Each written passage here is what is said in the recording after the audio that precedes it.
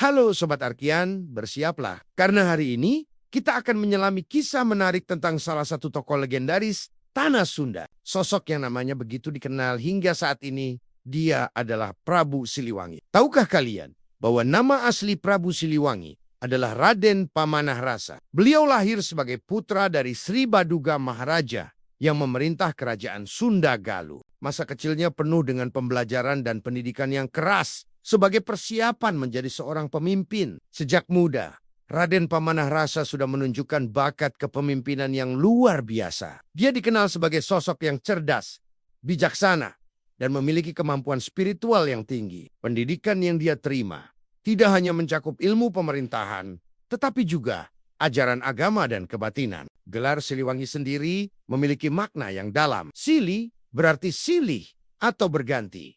Sementara wangi berarti harum atau baik. Jadi, Siliwangi dapat diartikan sebagai yang senantiasa berganti kebaikan atau yang selalu memberikan kebaikan secara berkelanjutan. Perjalanan Prabu Siliwangi menuju tahta tidaklah mudah. Beliau harus membuktikan diri layak menjadi pemimpin Pajajaran melalui berbagai ujian dan tantangan. Namun berkat ketekunan dan kebijaksanaannya, akhirnya dia berhasil menjadi raja yang sangat dihormati. Di bawah kepemimpinannya, kerajaan Pajajaran mencapai masa kejayaan. Prabu Siliwangi berhasil membangun sistem pemerintahan yang adil dan membawa kemakmuran bagi rakyatnya. Beliau juga dikenal sebagai raja yang sangat memperhatikan kesejahteraan rakyat dan pengembangan kebudayaan Sunda.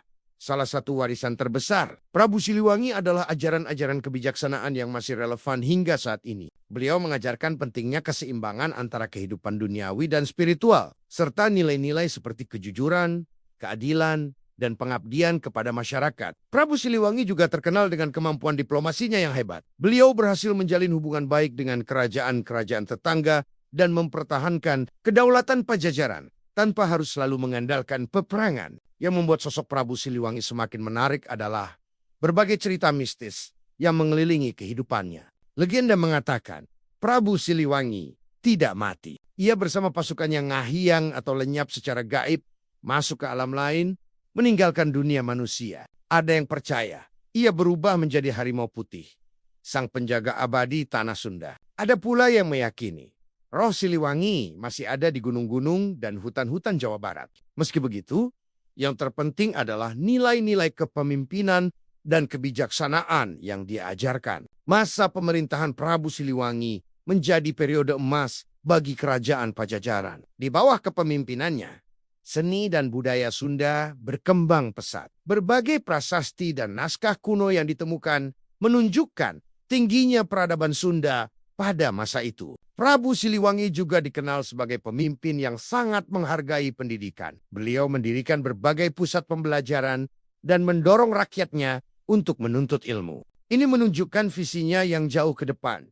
dalam membangun sumber daya manusia yang berkualitas. Warisan Prabu Siliwangi masih dapat kita rasakan hingga saat ini. Banyak tempat bersejarah, tradisi, dan nilai-nilai budaya Sunda yang masih terjaga berkat pondasi yang beliau bangun. Namanya diabadikan dalam berbagai bentuk, dari nama jalan hingga institusi pendidikan. Kisah Prabu Siliwangi mengajarkan kita bahwa kepemimpinan sejati tidak hanya tentang kekuasaan, tetapi juga tentang kebijaksanaan dan pengabdian kepada masyarakat. Nilai-nilai yang beliau ajarkan masih sangat relevan untuk diterapkan dalam kehidupan modern. Demikianlah sepenggal kisah tentang Prabu Siliwangi.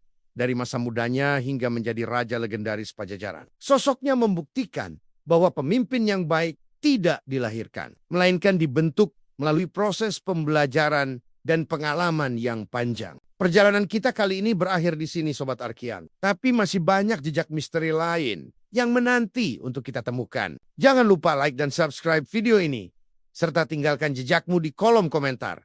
Sampai jumpa di petualangan berikutnya.